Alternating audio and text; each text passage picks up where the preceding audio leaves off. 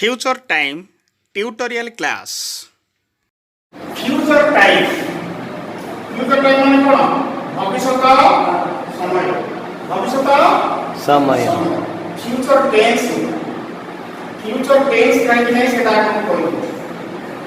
Tense এ কোন হবে main verb পরিবর্তন হবে past tense। ভার্ব যদি past tense পরিবর্তন হয় তাহলে সেটা tense। যদি মেইন ভার্ব পরিবর্তন হয় ନାହିଁ তাহলে সে হবে না।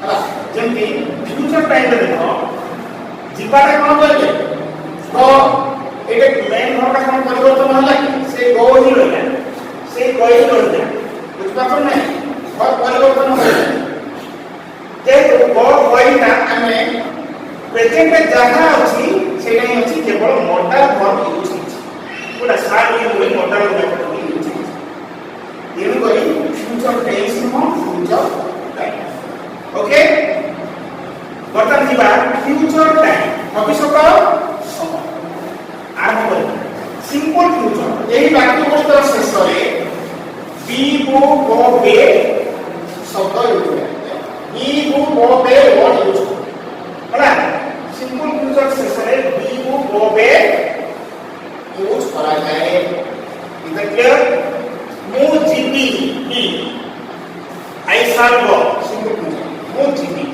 साल लगे आई पाटे साल लगे जेतु आई का खाली को सिंगुलर ठीक अछि आम्भे माने जेको फास्ट गला सा कोई साल गो ठीक अछि तुमे जीवो यू हुई गो सेकंड पर्सन सिंगुलर के गोरा सेटे कोई लागो यू हुई गो तुमे जीवो से माने जीवो दे हुई गो थर्ड पर्सन गोरा दे हुई go say go third person singular he or she will बुझ पालो एटा कथा तो कोन छी बी को कोबे लिखा है देखो मु जीबी बी हमरा जीबो गो हला तुमे जीबो गो सेमा जीबे ए ठीक है तापरे कोन को अछि से जीबो हला से जीबो तुमे जीबो हला सीधा सीधा मॉडल यूज करना ताकि मेन फॉर्म यूज करना मेन फॉर्म पर परिवर्तन होला नाही सेति में सिंपल फ्यूचर टेंस नाही टाइम होला जति टेंस होबा ପାଇଁ जति गोटे टेंस जति टेंस कोड दरकार ताले टेंस सेतबे हम जेतबे से तार कालो अवगत पास्ट टेंस को परिवर्तन हो मेन फॉर्म तार से टेंस बुझले नहीं अच्छा बटन चलाओ future progressive future simple future आगे पहले मोदी के आई सर को फ्यूचर प्रोग्रेसिव में जाऊ तुम आई सर बी गई बी लागला परे गई बुझले कि नहीं अच्छा ए बी रो किछ परिवर्तन होला कि नहीं मो जाऊ तुम सर बी गई आई पाखे साम लागला पांच सिंगुलर आमे माने जाइबो फास्ट पर्सन गोड़ा साल आइला कोई साल बी गई पर सेकंड पर्सन सिंगुलर गोड़ा आसला यू विल बी गोइंग आमे माने जाऊ ओ थिबो डॉक्टर सेक्शन ओ थिबी ओ थिबो व्यवहार करा जाए हला तुम माने जाउथबो यू विल बी गोइंग सेमान जाउथबे दे विल बी गोइंग से जाउथबो ही किबा सी विल बी गोइंग हला देखो आपको फ्यूचर प्रोग्रेसिव बोली वाला फ्यूचर कंटिन्यूटी बोली ओके एबार से फ्यूचर परफेक्ट ए बाइटर सेक्शन में ई थिबी ई थिबो ई थिबु ई थिबे यूज हम को बोलु उ थिबो हिला कि नहीं उ थिबो उ थिबे हिला कोले फ्यूचर प्रोग्रेसिव है तो फ्यूचर परफेक्ट रे ई थिबी ई थिबो ई थिबु ई थिबे व्यवहार करा डेफिनेटली मु जाई थिबी आई शैल हैव गॉन हैला गॉन आइले नहीं प्रेजेंट टेंस में मतलब I have gone future time में लिखबा I shall have gone okay तबसला आमे माने जाई थिबो we shall have gone have person पूरा तुमरे माने जाई थिबो you will have gone they will have gone ସେ ଯାଇଥିବ he or she will have gone ବୁଝିଲା then future character progressive ଏ ବାକ୍ୟ ଶେଷରେ e ଆସୁଥିବି ହେଲା e ଆସୁଥିବେ ଆଦି ବ୍ୟବହାର କରା ଯେମିତି continuous future perfect progressive future perfect continuous ରେ କେମିତି ବ୍ୟବହାର ଅଛି ମୁଁ ଯାଇ ଆସୁଥିବି I shall have been going ମୁଁ ଯାଇ ଆସୁଥିବି ଯେମିତି ମୁଁ ଯାଇ ଆସୁଛି I have been going नहीं फ्यूचर କିନ୍ତୁ ମୁଁ ଯାଇ ଆସୁଥିବି I shall have been going I shall have been going ଆମେ ଯାଇ ଆସୁଥିବୁ we shall have been ହେଲା ये होची फर्स्ट पर्सन प्लुराल I होची फर्स्ट पर्सन सिंगुलर ये होची फर्स्ट पर्सन सिंगुलर ତାପରେ ତୁମେ ମାନେ ଯାଇ ଆସୁଥିବ you will have been going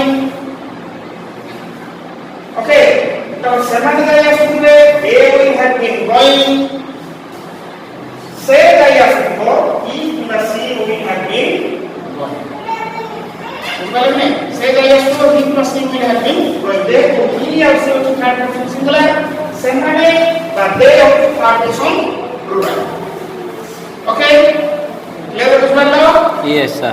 okay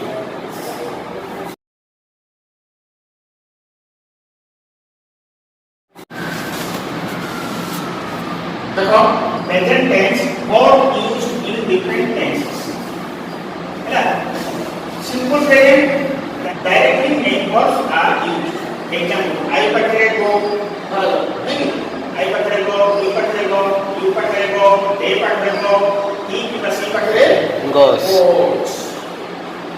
present tense आई पकड़े आम वी पकड़े आर यू पकड़े आर दे पकड़े आर ही की बसी पकड़े इज सिंगुलर प्रेजेंट परफेक्ट देखो आई पकड़े हैव वी पकड़े हैव यू पकड़े हैव दे पकड़े हैव ही की बसी पकड़े हैज प्रेजेंट परफेक्ट प्रोग्रेसिव में देखो आई पकड़े हैव बीन वी पकड़े हैव बीन यू पकड़े हैव बीन दे पकड़े हैव बीन ही की बसी पकड़े हैज बीन तापर प्लस में मतलब नहीं एतिकी मन रखले कोटे have has is am are लागो तुम क्लियर जानिबे ठीक अछि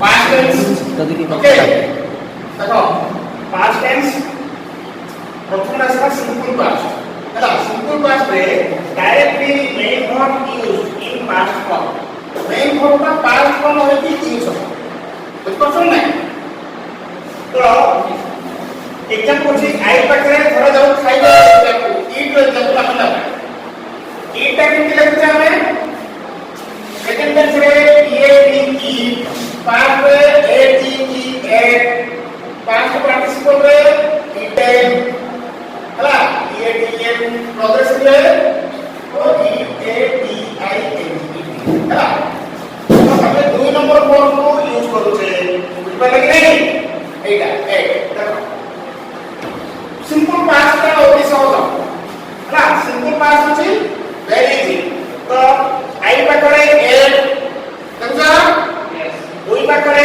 एट यू पकड़े एट दे पकड़े एट ही की मशीन पकड़े एट द बॉय पकड़े एट द बॉयज पकड़े मतलब एट ही सिंपल पास्ट अति सहज बुझा पड़ला नहीं पास्ट एंड सेकंड फॉर्म का यूज करो मतलब राइट करछ तो नेक्स्ट है सब पास्ट प्रोग्रेसिव माने पास्ट कंटीन्यूअस फॉर्म में कौन करबो आई पकड़े वाज वी पकड़े वे यू पकड़े वे दे पकड़े वे ही की मशीन पकड़े was singular okay the boy पकड़े वाज द बॉयज पकड़े वे बुझ पालो नेक्स्ट पास्ट पेपर जब पास्ट पेपर संपूर्ण सहज सिंपल पास्ट आई पकड़े हार कोई पकड़े हार यू पकड़े हार दे पकड़े हार सब देखो ई मशीन पकड़े मतलब हार द बॉय पकड़े हार द बॉयज पकड़े मतलब हार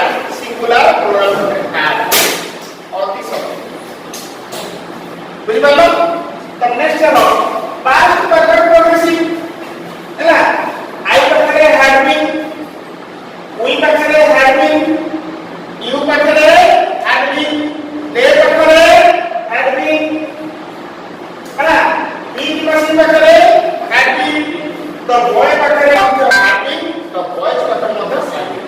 ଉଭୟ ସିଙ୍ଗୁଲାର ଆଉ ପ୍ଲୁରାଲ କ୍ଷେତ୍ରରେ had been ୟୁଜ ବୁଝିପାରୁଛ କି ନାହିଁ?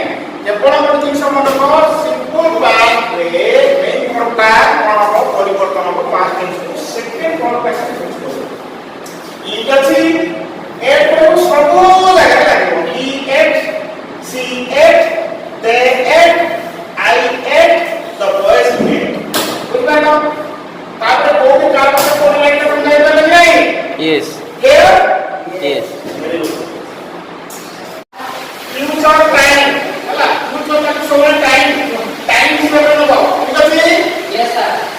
Simple future ରେ ଦେଖ, simple future ରେ ଦେଖ, main verb used with modal auxiliary form। ହେଲା main verb ମାନେ କିଏ? main verb କି ଧରାଯାଉ example ହଉଛି କି modal ହଉଛି କିଏ? shall କିମ୍ବା will। ଓକେ present tense ପାଇଁ tense କୁ ଲେଖୁଛୁ, past ପାଇଁ tense କୁ ଲେଖୁଛୁ। present tense, past tense, future Time. ହେଲା future time ମାନେ କଣ? simple future ପାଇଁ main verb used with modal auxiliary form। modal auxiliary form ବୋଲେ କଣ? modal ସାହାଯ୍ୟକାରୀ କ୍ରିୟା। ହେଲା modal ମାନେ କିଏ? shall, will କୁ modal କୁହାଯାଏ। ବୁଝିପାରିଲ? main verb କିଏ? it। ଠିକ ଅଛି? ତ I ପାଖରେ shall, will ପାଖରେ shall, ଭଲ କଥା। you ପାଖରେ will, they ପାଖରେ will, he କିମ୍ବା she ପାଖରେ will, the boy ପାଖରେ will, the boys ପାଖରେ ମଧ୍ୟ will। ସରିଲା? ଏଠି ସିମ୍ପଲ ଫ୍ୟୁଚର। ଫ୍ୟୁଚର ପ୍ରୋସେସରେ କ'ଣ ହବ? I ପାଖରେ shall be, will ପାଖରେ ମଧ୍ୟ shall be। ବାକି ସବୁ will। you ପାଖରେ will be, they ପାଖରେ will be, he କିମ୍ବା she ପାଖରେ will be, the boy ପାଖରେ will be, the boys ପାଖରେ will be। ଗୋଟେ shall be ଲାଗୁଛି, ଗୋଟେ will ଲାଗୁଛି, ତ ଜାଣିପାରିବ। ବୁଝିପାରୁଛ ନା ନାହିଁ? ଆଚ୍ଛା ଫ୍ୟୁଚର ପରଫେକ୍ଟ ଆସ। ଫ୍ୟୁଚର ପରଫେକ୍ଟ କ'ଣ ହେଲା? have ଆମେ ଲେଖୁଥିଲେ, have ଲେଖୁଥିଲେ। ଦେଖ I ପାଖରେ shall have, will ପାଖରେ shall have, you ପାଖରେ will have, ବାକି ସବୁ ଦେଖ will have ଦେଖ, they ପାଖରେ will have, he କିମ୍ବା she ପାଖରେ will have, the boy ପାଖରେ will have, the boys ପାଖରେ ମଧ୍ୟ will have। ବୁଝିପାରିଲ? ଫ୍ୟୁଚର ପରଫେକ୍ଟ ପ୍ରୋସେସିଂରେ been କେବଳ ଗୋଟିଏ ଲାଗୁଛି। I ପାଖରେ shall have been, will ପାଖରେ shall have been, ବାକି ସବୁ you ପାଖରେ will have been, they ପାଖରେ will have been, he କିମ୍ବା she ପାଖରେ will have been, the boy ପାଖରେ will have been, the boys ପାଖରେ will have been। ବୁଝିପାରିଲ କି ନାହିଁ? କେମିତି ବ୍ୟବହାର ହେଲା? ଗୋଟେ କ'ଣ ଲାଗିବ? ହେଲା past ଟାଇମ୍ ଅପେକ୍ଷା ଫ୍ୟୁଚର ଟାଇମ୍ ଟିକେ କଷ୍ଟ। ବୁଝିପାରିଲ କି ନାହିଁ? ତ ଏଠି ଦିନ ଦେଖିଲା ପରେ ଏଠି ମେନ୍ ଭାବ ଗୁଡ଼ାକ ୟୁଜ୍ ହେବ, ଏଠି ଫର୍ମ ୟୁଜ୍ ହେବ। ଏଇଥିରେ past participle form ୟୁଜ୍ ହେବ। ହେଲା ଏଇଥିରେ ଆଇଏନଜି ଫର୍ମ ୟୁଜ୍ ହେବ, ଏଇଥିରେ ଡାଇରେକ୍ଟ ମେନ୍ ଭାବ ୟୁଜ୍ ହେବ। ବୁଝିପାରିଲ କି ନାହିଁ? କ୍ଲିୟର ହେଲା? Yes.